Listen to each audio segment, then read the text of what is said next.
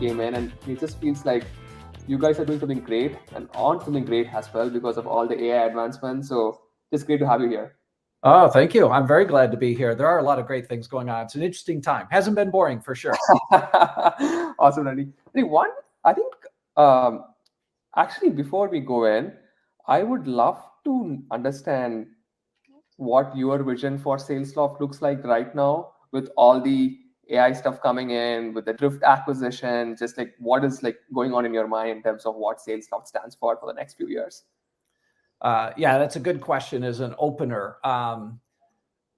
I think our point of view on where the world is today is that when we talk to customers, they are dealing with a couple of major changes that have taken place, right? One is from the economic perspective. Right. We're in a post-pandemic world, obviously. There's been supply chain disruptions. The era of free and abundant cash is over. And all of that's conspiring to create an environment where profitable growth is really right. important to organizations of any industry.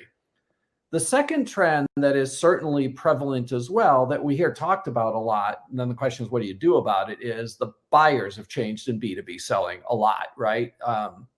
We've seen all the research on how much buyers do before they engage vendors. We've seen the research around buying committees getting larger and larger. And I think that's especially true in this environment where companies become risk adverse. And so the teams get bigger. And as I always like to say, the bigger the buying committee is, the more people that can say no. Right.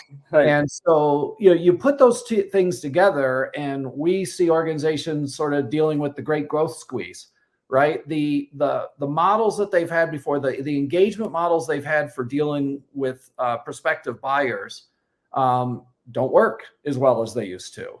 And, over the years, when there was all this abundant money, people invested a lot in martech and sales tech and everything. So I've got this sprawl of IT as well. And with an imperative to get back to predictable growth, that's got to be profitable growth now. Yeah. The question is, how do you do that? And so our viewpoint on that is that what you really need is a durable revenue engagement model. And that's how you're going to get a performance multiplier, is if you can get your organization aligned around a durable revenue engagement model. That's going to get you back to more predictable, but yet profitable growth in the new era that we're dealing with.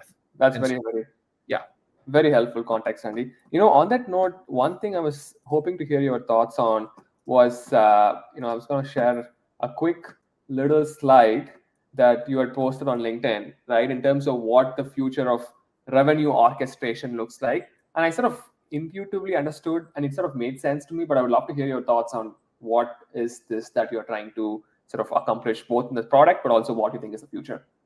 Yeah, so you hit on a key phrase, right? So how do you get to this durable revenue engagement model? Well, we think fundamentally it's about revenue orchestration. It's around, how do I get the entire go-to-market team working together to engage buyers from the very first touch all the way through to close, to expansion, to renewal, cross-sell, and everything else. So it's a lifetime of engagement.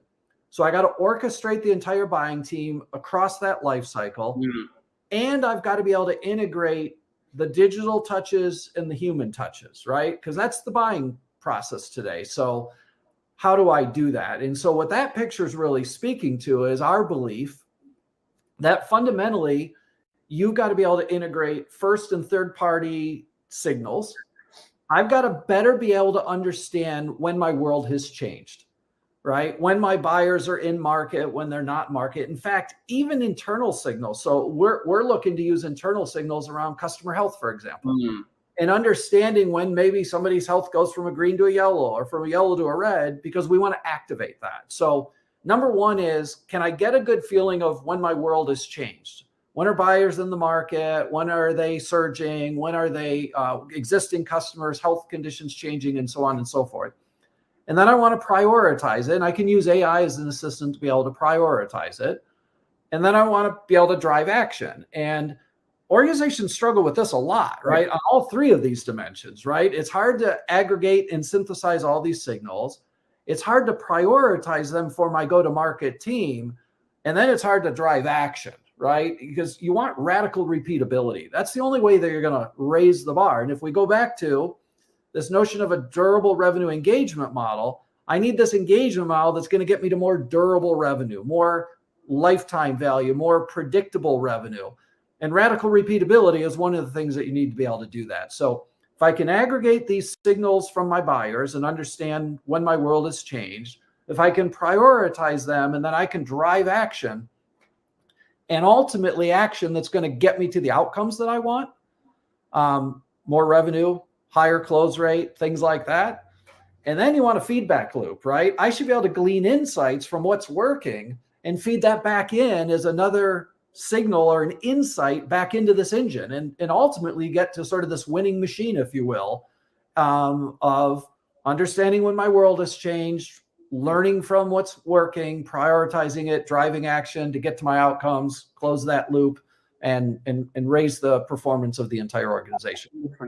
On that note, only one sort of thing that I could be related, but I want to hear your thoughts on this, is that a lot of companies are coming up with the so-called AI SDR kind of models, right? I personally think it's going to add a lot of noise in general, right? And that's just my view, and I'm yet to see a tech that is going to change my perspective. But I'm just curious to hear your thoughts in general on that piece. Like, what do you think is happening in that landscape with a few more companies coming in that, like, hey, we were going to completely automate your outbound with the so-called AI SDR, right? Yeah. And how should companies think about that? Yeah. Well, the first reaction is, wow, welcome to the world of social media, right? You get more attention by saying very black and white statements. Right. Outbound is dead. SDRs are dead, right? And all that type of stuff, right? And the reality is it usually is not that black and white. I spent 5 years working for the leading company in the call center space, contact centers, call centers. And those companies are really good at chatbots and AI and that for services in that.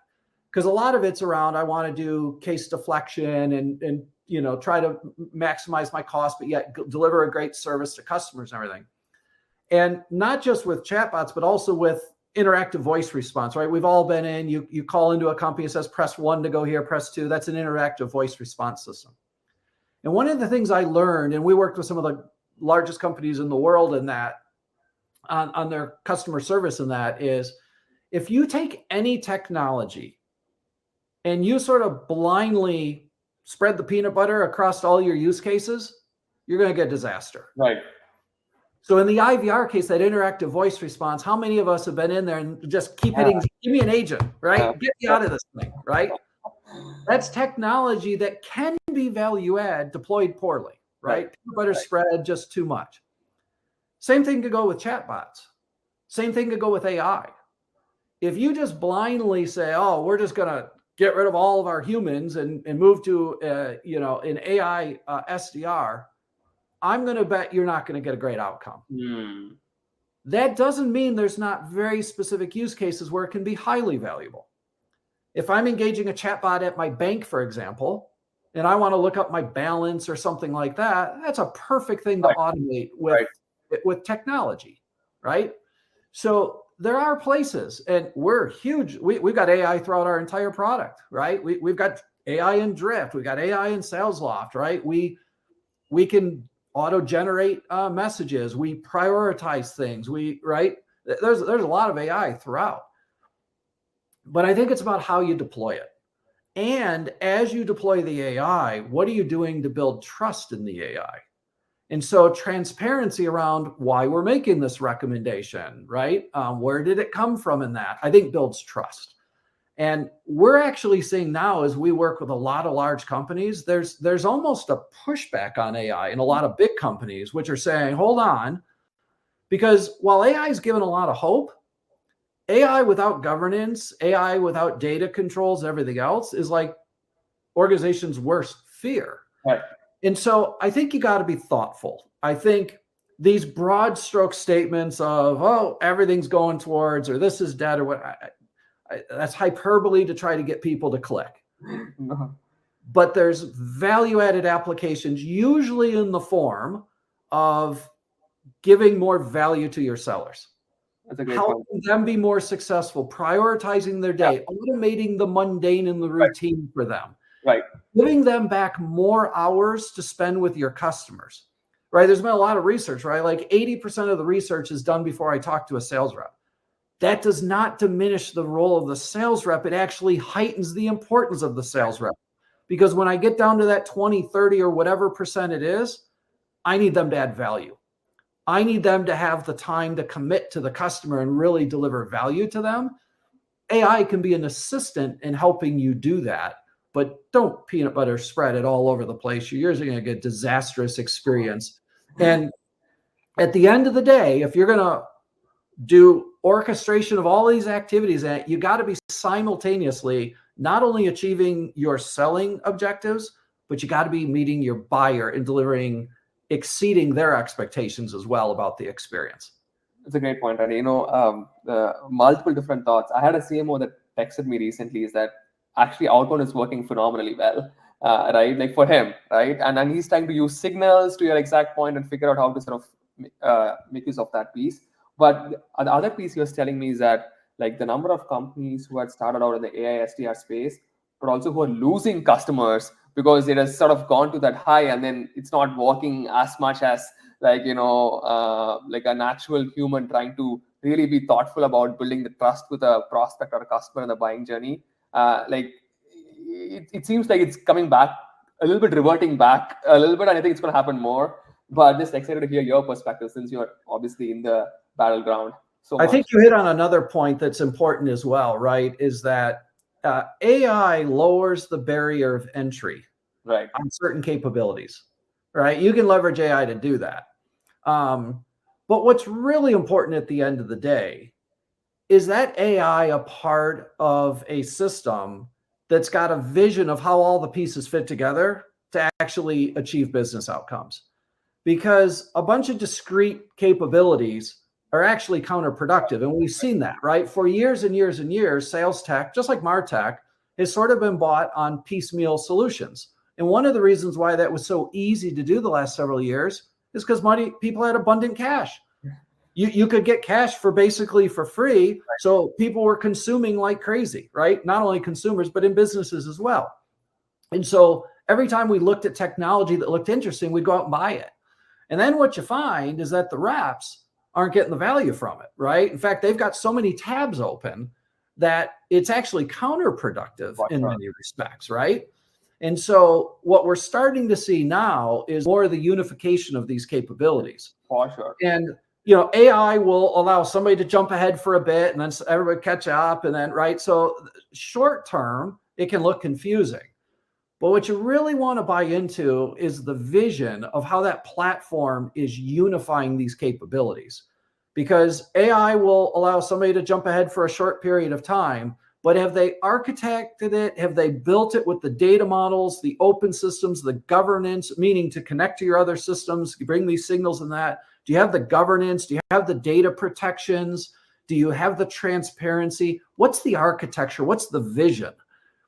Because if you don't do that, you're going to just keep adding more piecemeal parts that don't work together. Right. And so that's really, really important as people look at these solutions to think about that, right? Think longer term, because the pace of innovation is eventually everybody's going to catch up in certain areas, but you can't catch up on a poorly built architecture and a poor vision. It's a great articulation, Randy, because recently, a different company was pitching to me about our sales tools and like how we can add one more tool to the product. And mentally I'm thinking, like I can't have my sales team use more than like 3 tools, max 3 tools, right, on a day-to-day basis. If anything more than that, they won't use it, right? And mentally there is a block also happening in their mind. And to your point, the number of companies that think about a great architecture as the base and build products over the top is very rare, right? Like it's only a few set of companies who do that very, very well, because it takes a lot of time to build great products. You can't like come sexy. Right. It's not as sexy, right? When you invest in that sort of infrastructure, that plumbing around your data model and around the security and around the governance and how you're going to scale and how, right? All of those things, they're not as sexy to sell, but they're really, really, really important, right? And again, especially in an environment where you've got so rich set of capabilities, where it's AI enabled, where there's going to be a lot of innovation. What's the vision to pull them all together so that 1 + 1 = 3, that they're actually working together, they're harmonious, and there's a vision of how all this comes together, again, with data security and governance, and how you're tapping into the ecosystem of other applications and systems that you have and bringing that into the system. That stuff that may not be as sexy to talk about is really the core of getting this right. And I would encourage people, whether you're looking at martech, sales tech, whatever, to really do your homework on that, because it is the glue that binds this stuff together. And really, it's the DNA of these products. And if you don't have the right DNA, it's not going to end up well. Right. On that note, Reddy, a couple of sort of questions on that piece. One is, like, in general, I feel like the number of people who say they provide signals and intent has just become so much these days, right? It's like a lot of noise out there. How should marketing teams think about identifying the right signals for their company that just makes a lot of sense for their business? Number one, that's number one question. Number two is, like, how should sales and marketing teams think about working together with all the advancements happening in, like, AI and like signals and like the revenue orchestration piece? Like, how should the modern go-to-market look like in terms of sales and marketing? Yeah, so the first part of it is which signals in that. I think it's very much a function of what your current tech stack is. Can you leverage that? But more importantly, what's your business, right? Your go-to-market strategy and approach. What's your ICP?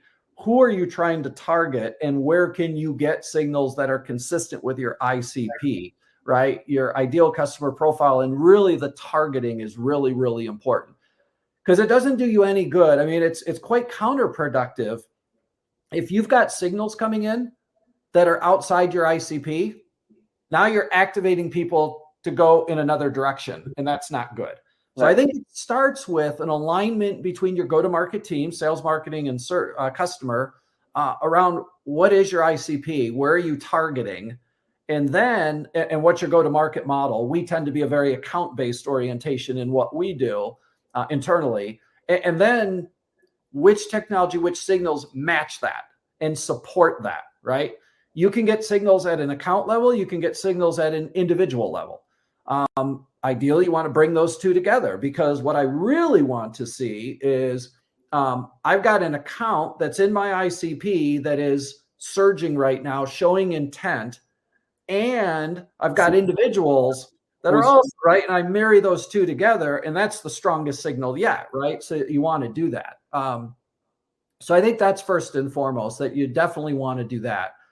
For example, we acquired Drift back a couple of months ago. So we internally are looking at things like, hey, somebody's been on our website looking at X, Y, or Z. We want to then activate that to our sellers. And we've actually got Gen AI that can actually tee up for them a message to follow up with somebody that's contextual. We know that you were looking at this product on the great. Now I can add value to the conversation, right? Rather than just some cold thing going out to them. We use internally 6sense, for example. You could use demand-based. We use 6sense to get account level signals. Again, we're account oriented in our strategy and have specific ICP definitions. That gives us an account. We have a partnership, and we actually use internally user gems, for example. And user gems is identifying when a champion, for example, has left account A and gone to account B, and that can trigger two actions that you want to follow up on. One, I need a new champion at account A. Two, there's an opportunity at account B. So there's a variety of things. And then I mentioned earlier, like, we're looking to tap into our internal systems around health scores on accounts, right? So, again, because we got to think life cycle, right? The whole life cycle. It's not just getting things in the top of funnel. So we've got a bunch of things going on there. All of this, I think, feeds into the second part of your question, which is how do you drive alignment between sales, marketing, and the customer organization? And I think they're important. We always talk about sales and marketing. I think it's all three, because again, you're talking the life cycle of a relationship, not just I close them, right? It's ongoing. And so I think that starts with alignment on the goals. And it's not around how many MQLs or leads, or we don't even talk about that, right? It's around how much pipeline that we need to get to our bookings to get to our revenue number. Those are the goals that we're completely aligned around. And then from there, we get our go-to-market strategy, which I talked about earlier. And then you think about, going back to your signals question, that they're aligned to that. So I think the best way you get the teams aligned is first and foremost around the goals, right? Clarity of an understanding around your ICP or targets and where you're going in that. And then it's about how to orchestrate all the actions, right? We each have a part to play, right? It's sort of like, football coaches always talk about do your job, right? So we've all got a role to play, but increasingly in the way today's buyers buy, it's around coordinating and orchestrating those, because we've all drawn the picture of the funnel in that as a very linear process. It's not linear anymore at all. It is quite common that, I could be on with you and you're pitching your product to me and I'm on your website right now at the same time. I'm downloading something. Maybe I'm even in your Drift chatbot right at the same time, right? So it's very sequential. I have a meeting with you and then I go do some research and maybe I hang out in different groups that I go to, communities or whatever. Maybe I go to a conference. It's not a linear process anymore, especially when you think about buying teams where people are coming and going, right? Certain people are involved more early in the process. So we get closer to implementation, there's different people. So the process isn't linear, which means that it really heightens the need for the groups to be working together throughout the entire life cycle so that you're getting proper engagement with all the different buyers in the buying committee in order to ultimately add value to what they need in order to make a purchase. That's very helpful, Randy. That's helpful at all. And you sort of mentioned about this in the earlier discussion about like how, there is a platform approach that really works in these kind of scenarios where there is a growth pressure happening, but also there's an architecture advantage that can come with like a larger platform in play. And sort of one question related to that is that every category has like at least 4 to 5 players, right? Which are like doing a decent job in terms of building their product portfolio, marketing, etc. And this goes across all sales tech, martech categories, etc. And for a buyer, the outside-in perspective feels like, hey, you know what? It feels all the same. I'm going to go and evaluate all these players, look at who fits my problem set and sort of choose them. How should marketing and sales teams best prepare themselves to sort of really differentiate right from the beginning so that buyer has like a slightly different perception going into the process? Because to your earlier point, a lot of buyers mentally perceive some brand or some product as like a superior product over the others, even if they don't know in detail what exactly happens in the evaluation, right? So just curious to hear your thoughts on that piece in terms of what can marketing and sales team do to differentiate a brand right from the beginning. Yeah, well, I think one of the things goes back to what we've been talking about, which is alignment across the teams. Because, a brand is not just the words and the pictures. Right. It's the experience that you have with the organization. So if you and I are on the same team, but you say one thing and I say something different, the brand is eroded, right? It's not the common experience. So I think the very first thing is making sure that the internal organization is completely aligned on that, right? Clearly, you have to do some work to understand sort of what are your strengths and weaknesses and how do you differentiate. For us personally, it's about taking a point of view about where we're at in the marketplace that's very business centric. It's about having a dialogue on the business level of what's the point of view, some of the things I shared earlier, right, of where people are at and how we can help well before you get into the technology discussion. We like to walk into accounts with a point of view on their industry and some of the challenges so that we can better understand what their particular pains are, how that aligns with the general industry that they're in and everything. And then if we can't add value, then we're in the wrong place. But if we can add value, then we double down with them and understand specifically what their pain points are that we can add value to. And again, that's got to carry through every conversation, from the very first conversation to the demos that we get to the implementation discussion. Understanding the point of view about the challenges in their industry, the challenges specifically to them, and then how our solutions can address their specific challenges needs to be carried through every single conversation. And so we've built mechanisms in that to make sure that we do that, right? That we walk in with a point of view. It's very business centric. It discovers exactly what your pain points are. Do we have solutions for those? And that carries through every single conversation, all the way to implementation. And then once you're live into the QBRs, right? And it evolves from there because obviously your needs change over time, right? You made an earlier observation, which I think is also true. I think there's a lot of value in people looking at platforms, that architecture that is, really think thoughtful about how all these pieces fit together and everything else. It's also true that not everybody buys into the whole platform right away, and that's okay. So we talk internally, one of the phrases I like to use is market the vision, sell the solution. So we're always articulating the value of that unified set of capabilities, but your problem today may only be this piece. That's okay. Right. But if you buy into our solution and how we can help you, when you're ready to take the next step, you're gonna get the capabilities that are all a part of the integrated solution, the same governance, same data protection, all that type of stuff that we talked about. So it is absolutely the case that not every customer starts with all of the capabilities across the platform. That's okay. You can start quick and get a quick hit. You can do a bigger transformation. You can do anywhere in between that, and we're okay with that. That's part of that discovery process, right? Yeah. Not only what your business challenges do our solutions actually help, but where would you like to start? How big of it do you want to take on at once? And then what's the journey to evolve from there? Once value is delivered and you realize value, then you're ready to take the next step. And that's totally fine.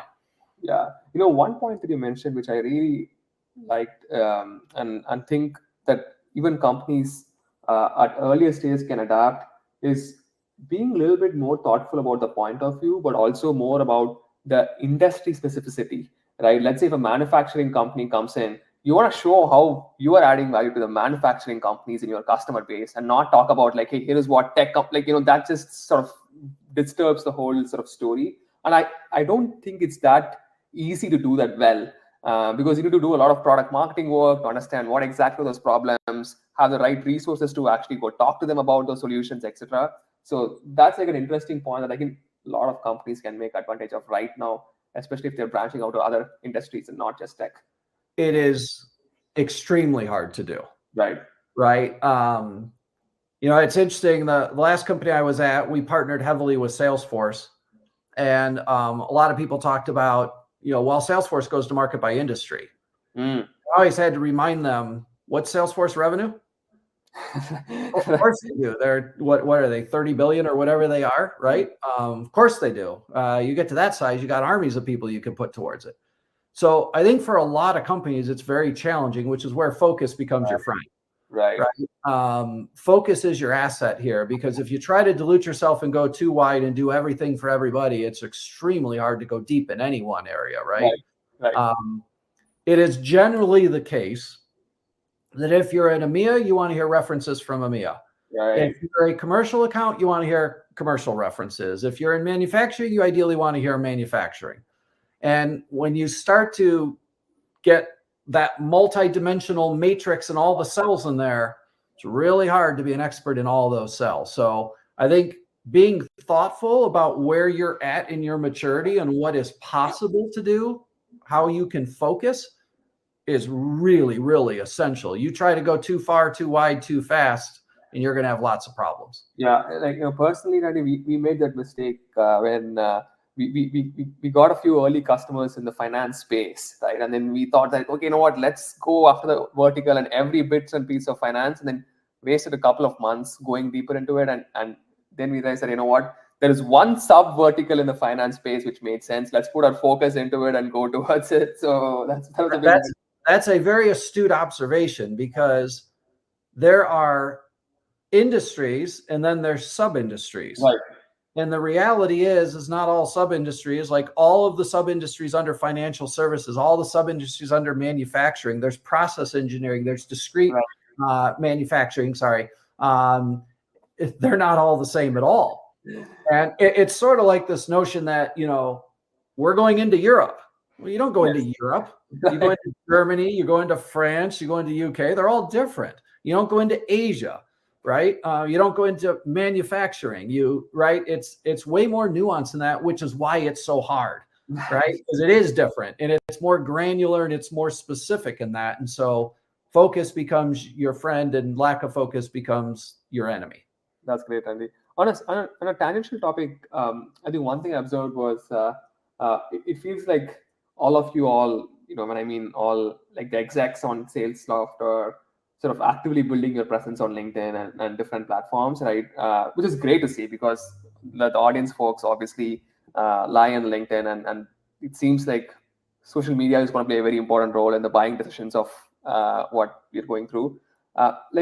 Just curious to hear your thoughts on, like, was there like an active deliberated strategy, and like how did you guys execute that as a exec team? Yeah. Thank you for recognizing that. It was very, very deliberate strategy. I think there's a couple of things going on. Number one, I'm a passionate believer in thought leadership, right? We want to be the company that people turn to learn within our domain, obviously. So we need to put ourselves out there. Whether you're ready to buy from us or not, we want to add value to the dialogue. We want to be thought-provoking. We want to share ideas in that. You know, there's been a lot of research done. At any one point in time, you're over target addressable market, 5 to 10% are actively in the market to buy. So for the 90 to 95%, we want you to view us as a trusted advisor. We want to add value. We want to, you know, give valuable information. LinkedIn is a vehicle to do that. Not the only, but it's a vehicle to do that. The other part of this is that who better to do it than our executives who are living and breathing this. Everything I've been describing about what that's what we're using internally, right? So we happen to be in an industry. I've worked in companies before where you make a product where you can't use it internally. It's a gift to be able to use your product internally, as we are. And so we can share best practices. One, several of us have been around for many years. So we've learned over the years, sort of, you know, through trials and tribulations and stubbing your toe and everything, what works and what doesn't. So we can share that. And then, of course, we've got our internal use of our product in that. So we want to be thought leaders in the market. We want to be good stewards to the industry and adding value and hopefully thought-provoking ideas in that.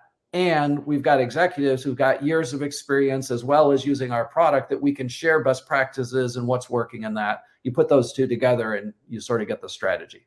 Very helpful, Randy. And is that like a tactically, like, you know, for you personally, like, do you feel like, you know what, I need to post every 2 weeks? Like, do you like write down your thoughts on like some document, you think about it? Like, because it gets busy after a point of time and it needs like really deliberation sort of to post consistently. Yeah. So how we operationalize it is we partner up our C-level executives with our comms and brand team. And so they work together. They're absolutely their original thoughts. They may not be putting pen to paper 100% of the time, but they're interviewed, discussions, ideas, then we'll help draft something. They edit, nothing goes out without their approval. It's not going out without, you know, it's going out by them.